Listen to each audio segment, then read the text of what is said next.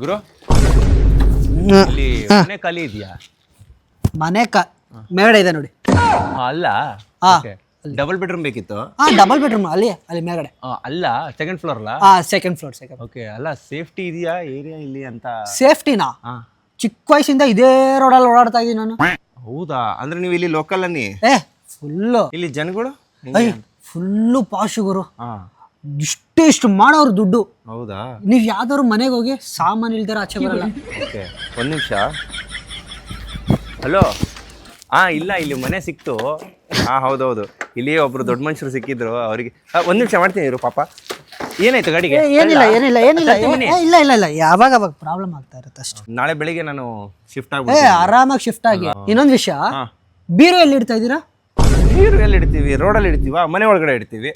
ಅಯ್ಯೋ, ಅದೇ ನೀವ್ ಮಾಡ್ತೀರಾ ತಪ್ಪು. ನಾನು ಹೇಳ್ದಂಗೆ ಕೇಳಿ. ಬೀರು ಬಾಲ್ಕನಿ ಪಕ್ಕದಲ್ಲಿರೋ ರೂಮಲ್ಲಿ ಇಡಿ. ಓಕೆ, ಅಲ್ಲಿಟ್ರೆ ಓಕೆ ಅಲ್ವಾ?